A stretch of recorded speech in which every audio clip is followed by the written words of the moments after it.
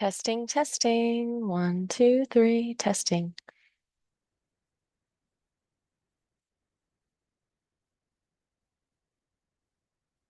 Testing, testing. One, two, three. Testing, testing. Two, three, testing.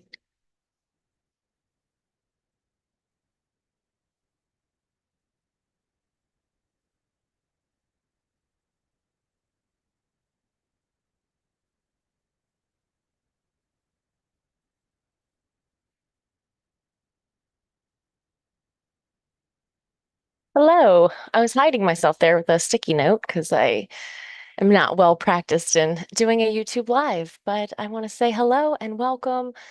My name is Adrienne Hart, and I am a wellness hypnotist for over 20 years. And if you don't know me already, I am the host of the Get Well With Me podcast. And our intention on the Get Well With Me podcast is to explore the healing powers of our inner mind while leaning in towards a healthier lifestyle. Our philosophy is excellence, not perfection.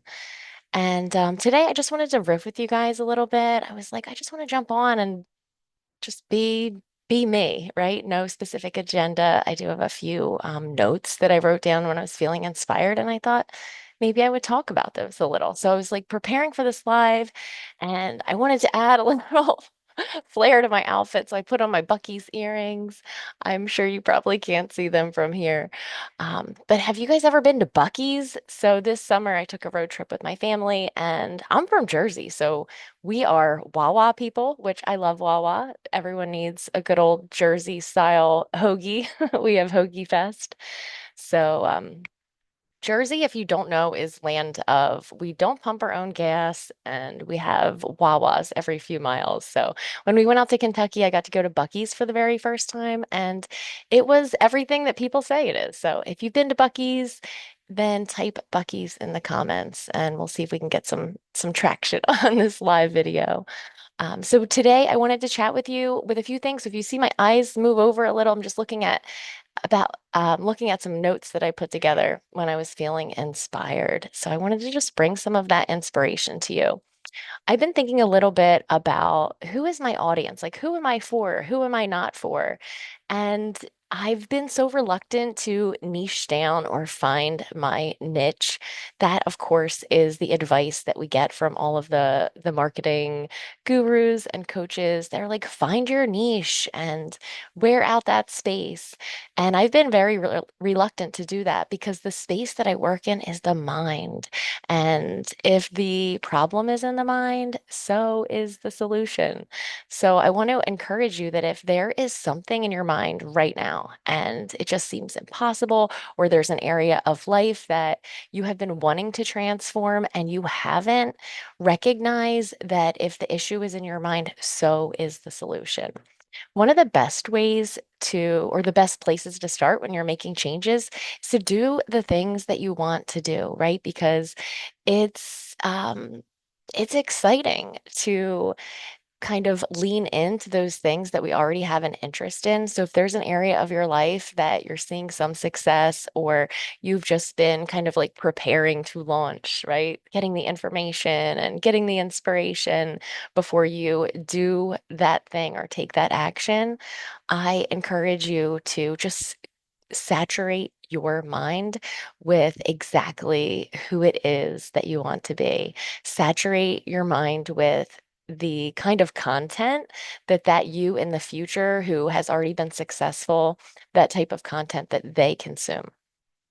So when I say saturate your mind, I'd like you to imagine you maybe like a mop or a sponge or something, and when you squeeze it, what comes out? It's what's inside, right? And it is your mind. And if you do not intentionally consume content and intentionally think thoughts that are going to get you where you need to be, then what you're going to find out is that someone else, someone else will fill your mind with what they want you to be.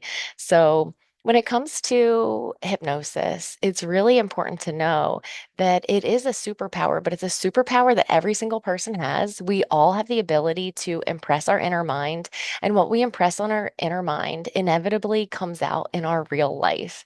So you will notice that people who focus on certain types of negative content or Netflix shows or different kinds of books, that's what they get in their life. Like those feelings that they focus on, they magnify. And that is how reality works. Whatever we focus on magnifies. So I would like to encourage you to saturate your mind with more and more of who you really want to be so that you can have what you want to have.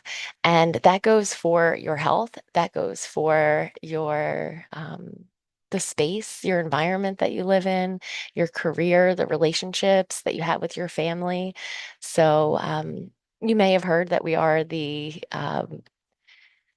outcome, I guess, of the five people that we spend the most time with. And if you've been listening to this podcast for a while, I've probably said that before, and it is so true. Just look around you, look around at the people that you spend the most time with, and notice how they have an influence over you in a way that maybe you're not even comfortable with. Sometimes we spend time with people who are not good for us, and they're is sometimes situations where that's we don't have a choice, but 9 times out of 10, we do have a choice, and we can at least limit time with those people, and we can intentionally connect with people who are uplifting and who are good for us. So I don't know. Does this just sound like unicorn and rainbows? Because real life is difficult. Just this past week, I had a difficult week, and our emotions are energy in motion, and they can be working for us, or sometimes they're just a vortex that we can get sucked into, and then we don't get a lot of work done because we're just stuck in our emotions. So, who can take control of these moments? Who can take control of your mind? Not a hypnotist. That's not how hypnosis works. Only you can have control over your own mind, unless that is that you're giving your power away to someone else who most certainly doesn't deserve it. So, some of the things I wanted to share with you is, do you know that healing is always available to you? If you do not know that healing is always available to you, I would like you to start with that first. Your body is always healing, your mind is always healing, even in those distressing times where your emotions seem to be spiraling out of control. Your mind is always on your side, and it is always attempting to bring something to your attention that needs your attention. And healing is always available to you. The last time that maybe you had a paper cut or a burn or a broken bone, guess what? It's better now. You get better every time. I love to go and visit my grandmother every Saturday, and I see people who have lived very long lives, and sometimes they have some situations. And you know what? They get better from those situations. There is no time that they just stop healing. Every human being is thankfully pre-programmed to heal, heal, heal. And that's what's happening right now. I recently completed a healthy detox and kind of went on a health kick for a few weeks. And my body, it just continued to say, thank you. Thank you. Thank you. I just, day after day, I became lighter, I felt better, I had more energy, I had more clarity, and I was confident from even before I started on that little health kick that my body was ready to heal and renew. And that is exactly what happened. So I'm feeling ready for the holidays. I wanted to make a little room so I can indulge when it is appropriate. So healing is always available to you. Did you know that happiness is for other people? And did you know that happiness is for you too? That's something that is said over and over in my hypnotic meditations, because when you see someone else's success, I want you to know that that success is available to you. And I love to saturate my mind with winning. I like to think that I am a winner. I say and I affirm I am a winner. I saturate my mind with winning. I love to watch people win, whether it's in sports or on game shows or celebrating little wins. Saturate your mind with winning, and you will be a winner too. Happiness is for other people, and happiness is for you too. Do you already know that you can make peace with your appetite and your cravings? So, this last month in Wellness Wednesday, which is my group hypnosis membership program, and shout out to everyone who is in that Zoom room, we have such a good time. This was an incredible month. We're going to wrap it up this Wednesday with a hypnotic meditation to avoid that all or nothing black and white thinking. I hear oftentimes from my clients, like they mess up, they have the cookie or they have the drink, and then they say, oh, well, screw it. I might as well just indulge and, start over next Monday or something like that. So that black or white that you have to be perfect or there's no use trying. Anytime you hear yourself say, like, oh, well, I blew it, and then go and give yourself permission to do that thing that you said you weren't going to do. That's that's what we want to reprogram ourselves, that when we mess up that we just get right back on track.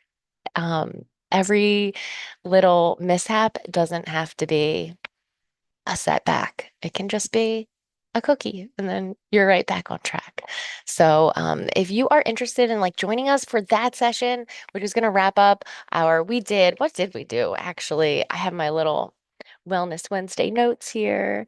Let's backtrack a little bit. Oh, okay. So we did release emotional eating. And that was really beautiful. I think we've all had those times of emotional eating, and there's no shame in that. I think sometimes it's really appropriate when we're feeling that we need nourishment, and then we nourish ourselves kind of from the outside with food. It's not a great long-term strategy, but there is no shame in that. And bringing some light to the subject and becoming the observer so we can kind of see those patterns and interrupt them ourselves is very powerful. So that was a really exciting session. We did dissolve sugar cravings, and this was a major breakthrough for so many people. We had this kind of uh I don't want to ruin it in case if it ever hits the podcast, but we were able to zero in on the part of us that is still holding on. If you can imagine just an alarm going off in your mind because something hurts emotionally, or um, I don't want to give a lot of examples. Your brilliant unconscious mind can fill in the example, but something happens in life, right, where we feel unsafe or just out of alignment, and this kind of panic or alarm goes off in our head. And one of the ways that sometimes we'll put that out is with sweets. So maybe an example that does kind of apply to a lot of people is a little baby's crying and the mom says, oh, here's something sweet. Here's a little ice cream. They want to give, the mom has the best of intention. They want to cheer up that little one. And then sugar becomes that go-to thing that is easily accessible that allows us to change our state and feel better, if only for a little while. So it's really not uncommon that we increase our dopamine, that we seek to feel better, and that we simply do it with uh, sugar. So, especially in the world we live in, it's just so easy to have candy and soda and all of those things. So, that was a tremendous breakthrough. And I know that each person who was present at that session was able to identify that part of themselves that shuts down those feelings or hits snooze on that alarm by reaching for the comfort of sugar or sweets. And having that awareness and having compassion for that part of yourself can make a huge difference. And then what we did in the rest of the session was um, cemented in this awareness and cemented in these changes and even did a little future pacing so that when we find ourselves in that situation inevitably again, that we have the option to make a different choice. And that is how hypnotic meditation works. We are um, I don't want to say downloading, but I'd say installing these other options, right? The option to pause, the option to choose something else, the option to feel our feelings for a minute or cope with them in a different and more healthy way. So that was a really exciting session. We also did a mindful buffet, which was really cool, where we taste tested some of the finer things in life, some of the more choice and pleasant emotions and states of being. That was really awesome. The mindful eating Wellness Wednesday was really powerful because we're able to slow down, to appreciate, to savor. I shared something with the group when my nieces and nephews sometimes are hanging out with their granny. That's my mom. She says, "Hey, let's play the savor game." And she'll take like one potato chip or one little sweet treat, and it's who can savor it the longest before actually swallowing it down.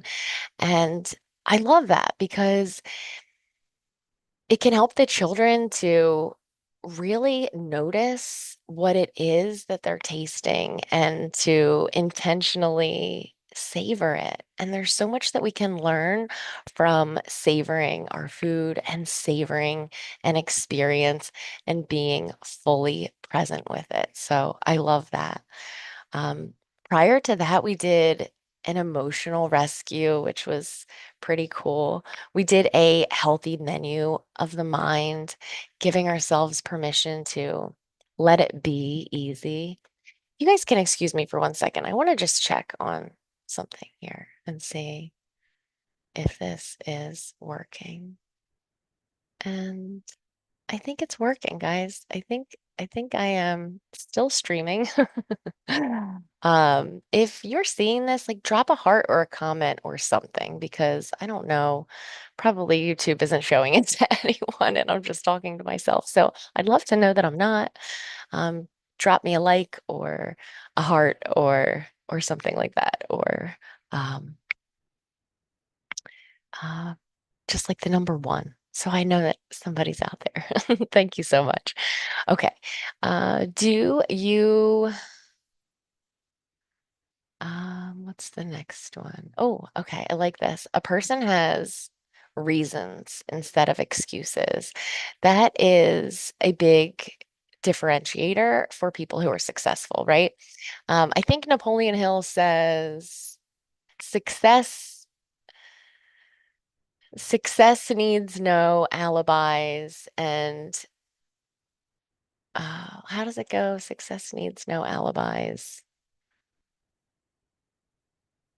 and failure, no excuses. I don't know. I totally got that wrong. If you know it, drop it in the comments and save me from myself here. But a person has reasons instead of excuses. So if you have set a standard for yourself, like for instance, I take a walk each and every day, or I spend time in my devotional each and every day, whatever your standard is that is contributing to your wellness, it's important that you frame the things that you say as reasons instead of excuses, right? So if you're not feeling well that day, that can be a reason to take the walk. That can be a reason to follow through with your goals instead of the excuse not to, right? Because as time goes by, it like the book The Compound Effect, if you're familiar with that, these these choices and actions that we take, they accumulate into our success or our demise. So I think that that's interesting to take on a mindset that everything counts. Every single thing counts. That one piece of vegetable that you added to your plate, that counts. Your body is saying thank you. And I think that sometimes people don't do the thing that they know is good for them because they feel like it just doesn't stack up against the other choices that they're making. But ultimately, every right decision counts towards your success. So that is the black and white thinking that I'm talking about, right? It's okay to live in a gray area of excellence, not perfection. If we're always shooting for perfection, then we're always failing, right? Because no one is perfect. There are areas of life and particular projects where maybe perfection is required. Um, but as a human being, no one expects you to be perfect, except for probably you. So you can stop that now. You have my permission. Um, are you a person who operates from gratitude? Is like everything just thank you?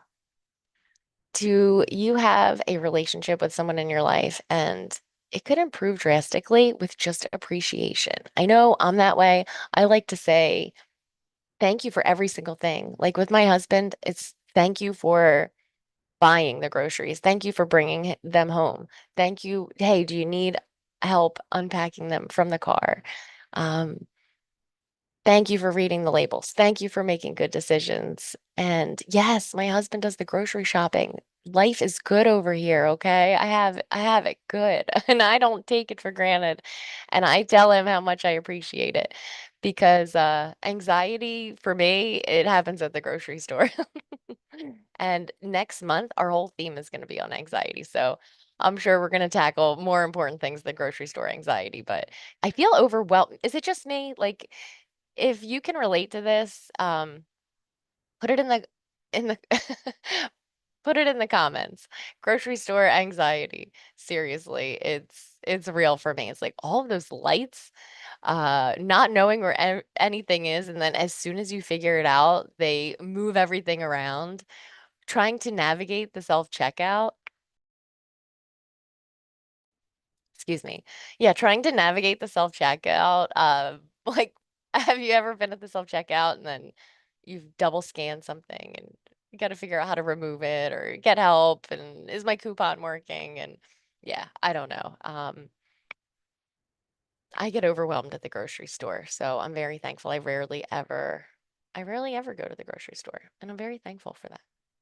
So say thank you for every little thing when someone does something to make your life better, or when someone does the thing that they do every single day, even if it is go to their dreadful job and they go there every day because they want to keep the household running. Like, thank you. Thank you for going to work. Thank you for getting up when you don't feel like it. I don't really think that you can appreciate someone enough, especially in a relationship. It's an underrated superpower to say thank you. Every day when I would drop my son off from school, I would say, use your good manners, say please and thank you. I would tell him, your manners, they are one thing that is going to get you somewhere in life. And that is true. I mean, our communication skills, that is one thing that will get us somewhere in life, even if we aren't highly educated or highly skilled. Being able to communicate, being able to appreciate, being able to ask for something, because a lot of times we have not because we ask not. But if we don't know how to ask with class, it can be very inappropriate. So using those good manners, and infusing gratitude into your day. I challenge you right now to think of just one person that you can say thank you to, and I dare you to do it. And just notice their reaction. And over time, get to a point where they don't even hardly react because they're just so used to being appreciated, and see where your relationship is then. Okay, so this is like a totally separate topic, and this is just a list of, like I said, it was like inspirational things that have been on my mind. And I was like, let me just riff and just kind of just show up and be me and share what is on my mind. So I want to preface this because I really do respect all people, and I understand that everyone's path isn't like mine, and all we're all doing our own thing and we're all finding our own way. But something that you're going to notice about me, or something that you have noticed about me, is I don't tell you to do a lot of external things.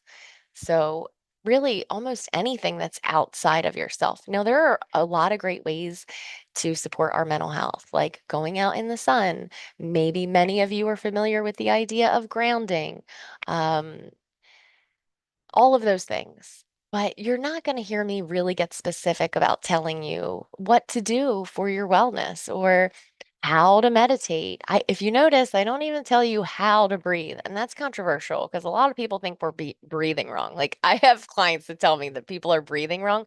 My thing is like, man, breathing, I thought that was the one thing we didn't have to think about. We don't have to try to breathe. It just happens. And I've even heard that giving and receiving can be as simple as just inhaling and exhaling. So you might begin to notice that about my meditations. I don't get very specific.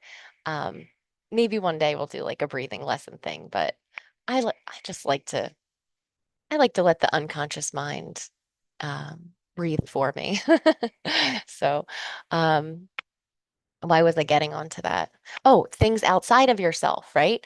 And getting really specific about them. So you'll never hear me say anything about crystals or any certain religious practices or I mean there's just a lot of stuff out there and I kind of just don't get into that stuff out there. Like you'll not hear me speak of astrology. I'm not against astrology, right? Like I'm not against crystals or sound healing. I even do enjoy some sound healing. I'll listen to that sometimes. But to point people to something outside of themselves to heal is very misleading because healing happens from within. Healing happens in the mind and then it happens in the body. So, dwelling on wellness, impressing your mind with wellness, impressing your mind with what it looks like to be the healthiest, most radiant version of yourself, to remind someone how good they've ever felt in the past and help them to be able to wonder about how good they can feel again, to remind someone about those times where they really were getting things done. They weren't procrastinating. They were following through. They were feeling good about who they are.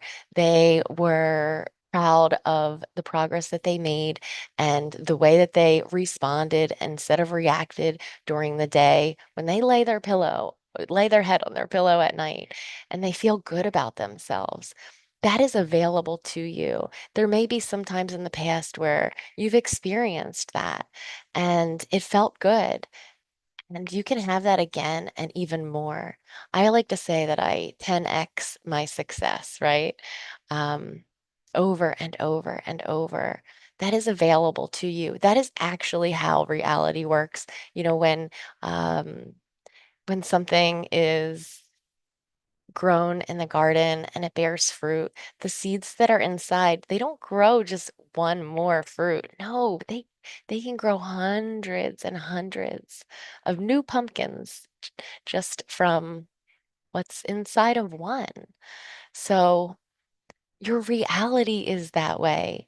It's not a mistake that gardens are one of the most popular metaphors in conversation, in spiritual texts, in all of the things, because it really is almost an exact example of how things work. Even knowing that, roots can sometimes go as deeply into the ground as the equivalent to how high they are in the sky, the the below and the above can be a reflection of one another.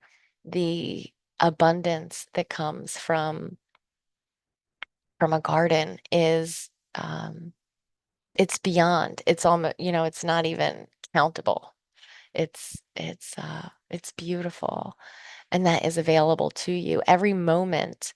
Every every moment that a seed goes into your mind, it begins to grow, and you are the gardener of your mind, and you can be the one to um, take time to get quiet and remove the weeds of the mind and give more space for the the fruit that you desire to come forth. And it's not difficult. Just like it's not hard for a pumpkin. I'm saying pumpkins, I guess, because it's that time of year. I have like really cute pumpkins. You want to see them? How cute this one is. They're just adorable. I love these little pumpkins. So it's that time of year here in South Jersey. It's fall and the leaves are changing. But um, every seed in your mind has the ability to bring forth such a magnitude of the results of what you desire. So be careful about what goes into your mind. And then when you do notice that something is there that's taking root and it's not good for you, pluck it out and let it be easy. It is not difficult for a pumpkin to grow. It is natural. It is inevitable when that seed goes into the ground. It's going to flower, it's going to bear fruit, and it's going to be so abundant, and the possibilities are endless. And that is how our health can be. That is how our success can be. That is how our bank accounts can be. That is how our relationships can be. They can be fruitful, they can be wonderful, they can be beautiful. So, let's see. Do you encourage others when you speak? I guess after spending a little bit of time with me, you realize that's kind of hard coded in. And I totally get it. Like everyone, like that might be super inappropriate and weird for you to just like always be encouraging others when you speak. But if that isn't for you, then I would leave you with this one. Don't tear down when you speak because sometimes you're encouraging someone by noticing them, by just acknowledging them, acknowledging the progress that they're making, and noticing their presence. If you're that person that walks by people and just like doesn't say hello, you're probably not even watching. As a matter of fact, don't even watch this podcast. It's important to acknowledge people and to say hello and to smile, to wave as you go by, to hold the door for someone. It seems to be a Jersey thing. I go to other states and I felt like I was just getting doors slammed in my face. So let me know in the comments where you live. Do you hold the doors for people or is that not a thing that you do? Um, so is your mind saturated with winning? Is it saturated with success? Is it saturated with peace? Is it saturated with radiant health? Is it saturated with the idea that you are always healing according to your youthful blueprint? What you, if you're watching something on your phone and it makes you feel gross inside or gross after you watch it, then realize that's the seeds going into your mind, and you're the only one who can block or hide or unfollow that content. Um, do you already know that something new is possible? Something new is possible. When you're having a sad time or a hard time, when things are feeling hopeless, if you can just say to yourself, something new is possible. I like that as an affirmation. I keep that handy with my definite purpose statement because it's a true statement. It's something that you can always say that is always true, that allows you to just shed a little bit more of that optimistic light. So, something new is possible. That's something you can add to your repertoire. Do you need to up level your self-respect? Okay. My gosh, I should stop right now. This is a whole episode, 100%. This is a whole episode. I can hardly think of any situations in life when it comes particularly to relationships, relationships with people, relationships with food, relationships with substances, relationships with a person's sleep patterns, cycles, all of these things. Self-respect. Self-respect. If you don't have an adequate um, level of self-worth, self-image, and self-respect, it will reflect in everything you do. It will reflect, number one, in the way that you speak about yourself. It will reflect in the standards that you set for yourself. It will absolutely affect the way that people, um, the way that I know you might not like the sound of this, but the way that you allow people to treat you and to interact with you. I'm not taking responsibility away from the other person, but you can't be responsible for anyone else. You can only be responsible for yourself. And if you have an inadequate level of self-respect, start working on that right away, and everything gets better. Do you want to be your healthy weight? See, I know I've said this a million times on the podcast. I'm going to say it again. If you desire to be your healthy weight, there is a step one. Step one is to say and to write down, I am my healthy weight. My healthy weight is, and fill in the blank. I have been doing this for so many years. I want to say 20, but maybe it's more like, I don't know, 15 years, 18 years, I don't know, something like that. A very long time. I have an index card, and it is in my view. When I open my eyes in the morning, I can see it on my dresser. And it says, I am my healthy weight. My healthy weight is da da da da da. I am healthy. And I get away from that number sometimes. I know it is just a number, but I have that thermostat in my mind set to the appropriate healthy weight. And so if I go too low or too high, I naturally navigate back towards my healthy weight. And I'm very thankful. This is something that I've been able to maintain um, in my entire adult life, with the exception of having my precious baby 21 years ago. I have been able to not maintain my healthy weight, but to always navigate back to it without straying too far. And it feels good to know that my mind is not confused. I don't say, oh, I might lose weight, or I might do this, or I might do that. I say, I am, I am, I am. I don't say I need to be. I don't say I should be. I don't say I can be, even if I'm 10 pounds in the wrong direction. I say I am. That's how you program the deepest part of your mind, is you say I am until you believe it.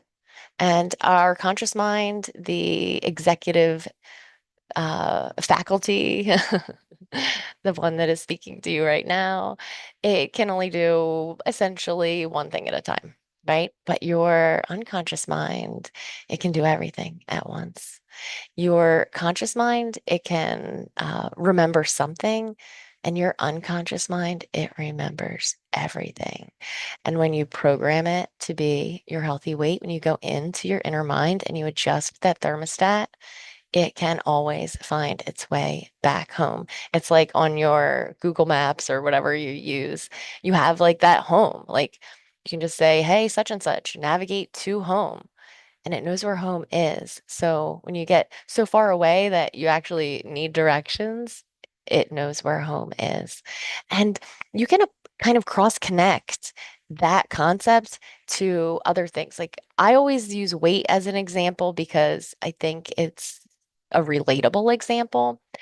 But money can be exactly the same way, right? So you might have a level of money that is comfortable for you to have in your account. Um, and if you get too far away from that, it's like you know how to get back home. You automatically um, make that your default number, right? So it's okay to have a default number, and it is just a number, and it is excellence, not perfection. So, but programming your mind for who you want to be and what you want to have, it's actually the only way to get it. So, it's really important. Okay. Um, oh yeah, and there's an extra note here. Also, then put the scale away Put the scale away. Like, don't keep looking at the number when you know it's not the right number. Do you know I never weigh myself when I know it's not the right number? Like, do you think I'm gonna weigh myself the day after I have Christmas dinner and I give myself permission to have delicious eggnog and probably too many alcoholic drinks and dessert that is homemade that I'm just gonna, just thinking about it. Like it's going down on Christmas. Guess what? I'm not weighing myself, guys. On December 26th. It's not happening. Okay. I'll probably reel it back in and then check in after that. So why am I telling you that? Because it's really important to impress your mind with what it is that you want to be and how you want to feel and what you want to have. So when the scale is cooperating, so to speak, take a picture of it because you can remind yourself that that is available to you and that that is happening, right? Like you can look back at that picture or you can look at that picture every single day and say, I am. And you can know that in that moment that you were and that you are, right? And your body will catch up with your mind. Everything starts in your mind first. That's how it works. So, if I'm belaboring that point, then I am doing a good job. All right, what else do I have here? Oh yeah, this is like great advice right here. I'm tooting my own horn. This is great advice. The word try. Trying is for like taste testing. So maybe I want to try a piece of pistachio fudge and I want to try a piece of marshmallow fudge. Both my favorite, by the way. But like, let's just say I want to try them. It's because I want to taste test it and I want to experience it and I want to um, use that information to make an informed decision on exactly what kind of fudge I do want to buy, right? But if you say, I am trying to lose weight, nope, delete that because you can't try. Trying unless it's taste testing in that type of a context, like experimenting, um, subjecting yourself to a new experience, that is an appropriate use of the word try.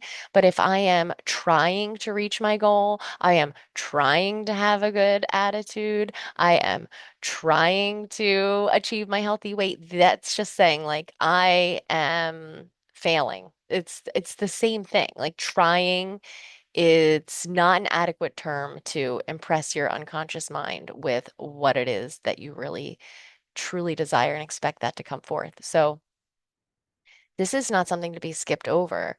If you say, "Oh, I'm not like you," let's say you have a bad habit and you're saying, "Oh, I'm trying not to XYZ." You're done. Like hey, are you coming over on Wednesday night for the party? I'll try. That means I'm not coming. Okay. All right, guys, that's what that means. I'll try means that's not happening. Okay. All right. So hopefully, that is clear. What else do I have for you guys? Um, oh, so when it comes to change, it's I am and I have and I get to. If you want to say this with me or like put it in the comments, I am, I have, and I get to. Actually, I'm gonna see if this like live is still living over here. I think it is. Okay, so I am, I have, and I get to. I am, I have, and I get to. That is how you change your mind. And you don't have to go in a trance to do it. Actually, let's talk about that for one quick second, since I have so much on my mind today. Um, You don't have to go into a trance to impress your unconscious mind. Your unconscious mind is being impressed all of the time, all of the time. However, trance is a natural phenomenon. It is a learning state. It is when your brain waves are slowing down. It allows your unconscious mind to be impressed much more easily. That's why children uh, learn without trying. So if you want to learn without trying, just the way a young person learns a language without trying, like they just absorb it, that is available to you to upgrade any area of your life. You can simply um, capitalize on that learning state either right before bed, because you're going to pass right through that state, or right when you wake up, because you're going to pass through that state. So they're great opportunities, the hypnagogic and hypnopompic states of mind on your way to bed and on your way from waking up. You can impress your mind with an image. You could like literally imagine something that you want to have in your reality, or you could say something and it would be the equivalent, I guess, of a hypnosis session and something that you can do on your own. Um, but if you aren't purposely saturating your mind with who you want to be and what you want to do and what you want to have, then someone else is. Okay. And if you want to take back power of your own mind, right? Like people think, oh, I don't want to do hypnosis or meditation because I don't want someone else to have power and influence over my own mind. Um, yeah, I totally get that. That's why I don't do hypnosis and meditation with a lot of people. But when you find a hypnosis or a meditation, or you make one yourself and you intentionally impress your mind with who you want to be and what you want to do and what you want to have, it is a foregone conclusion. It is impressed on the inner mind, and the inner mind always produces what it is impressed to do. This is not something that happens. Sometimes it happens every time. So it's important to impress your mind with who you want to be and what you want to do and what you want to have. Um, so that's why I'm not for everyone.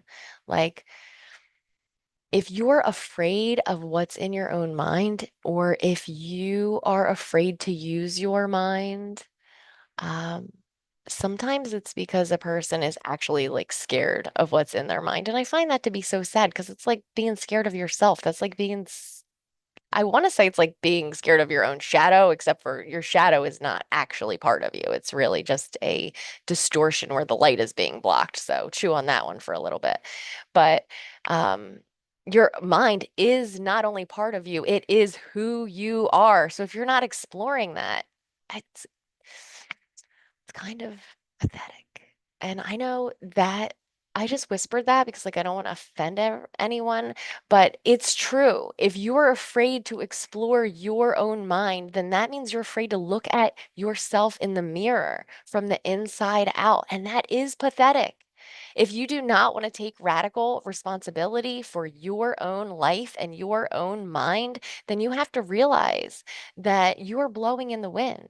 There's no other way to be in the driver's seat of your life. There is no other way to be in the driver's seat of your life without taking possession of your own mind. There is, um, there's no other way to get to your destination. Rather, there is no way to get to your destination besides deciding what that destination is and taking action to go that way. But we don't do that unless our unconscious mind is convinced that it is worthy and it is safe. So if you're looking to make a change or go after success or take a risk or up level your mind or up level your relationships or grow and expand your comfort zone, you have to convince your inner mind that it is safe to do that because it's always protecting you. And if it thinks it is not safe, it will come up with your mind will come up with a million reasons to not do the thing. And those, it will look like excuses, but in reality, um, it's just your inner mind's way of protecting you. So you have to convince it that it's safe. And I know no easier way than through hypnosis, or what I like to call hypnotic meditation. And if you've been with me for a while, then you understand that, as the famous Mike Mandel says, that all fish are trout, but not, or wait, all trout are fish. I had it backwards. Sorry, guys. Thank you for letting me just keep it real here. All trout are fish, but not all fish are trout. And that just means that in hypnosis, it's like all hypnosis is meditation, but not all meditation is hypnosis. So using your mind intentionally to impress your inner mind with what it is you truly desire, who you want to be, what you want to do, what you want to have. That is hypnosis. It could be self-hypnosis, it could be hetero hypnosis, or just that's one person hypnotizing another. Um, it's the most valuable endeavor is to use your own mind. Can you think of an area of life where you got where you were going, but it just took so long? If you had all of your resources on board, things could be easy, they could be fast, you could get into that flow state. Everything, not everything, how can I say this? When you want to do what you have to do, you can let it be easy. Sometimes I like to use the example of I don't always feel like doing the laundry or getting the laundry done, but when I'm packing for a vacation, suddenly that thing that I have to do because I want to do it, it just suddenly becomes easy. And all that laundry can disappear off of the couch and it can be neatly folded and put into my suitcase. And I can actually enjoy doing it. It doesn't have to be hard. I can let it be easy once again. And write this down or put it in the comments. Um, when you want to do what you have to do, you can let it be easy. Think about how you can leverage that in your life. Absolutely incredible. When you apply that to weight loss, when you apply that to work, when you apply that to projects, to procrastination, right? Those things that get done like 80% of the way, and then just like something is stopping you from finishing the job. And it's like, it doesn't actually matter what it is, right? Everything doesn't need to be a regression to cause. No, convince yourself that it's worth it. Convince yourself that it is safe and let it be easy. Okay. What is next on the list here? Um, mm, yeah, I just naturally kind of went into the rest of these notes here. There is one other important key that I'll share with you, and that is releasing attachment to the outcome, right? Fall in love with the process of what you need to do to have that success or to be or to do or to have to experience that reality that you want. And don't cling so tightly um, to the outcome because it is important to understand what we can control, right? Our own mind, the images that go into our mind, the words that we say, the actions that we take, the routines that we have in place, the people who we surround ourselves with. But there is no way to control an outcome or force an outcome. That's where we have to release it and get to the place where knowing I did everything that I could and I do everything that I can. And if things don't go like exactly the way that I'm anticipating, I'm cool with that. I'm cool with it. I'm cool without it. And I can let it be easy and just expect the best. So I know that's a lot. That takes me to the very end of my notes. I feel like there's a lot more that I can talk about, that I want to talk about. And I just thank you for joining me here on this live. So I'll leave you with join me on Wednesday if you want to do the all or nothing. Write all or nothing in the comments, and I will make sure that you get the link to join us for Wellness Wednesday. And I can just give you like a one-time free pass to Zoom in with us this Wednesday. Just go ahead and type in all or nothing, and you can be part of this week's, let's see, what is the date this week? Oh, it's October 30th. So October 30th, Wednesday, just simply write all or nothing in the comments and I'll make sure that you get that link. And I would love to see you there. So until next time, much love.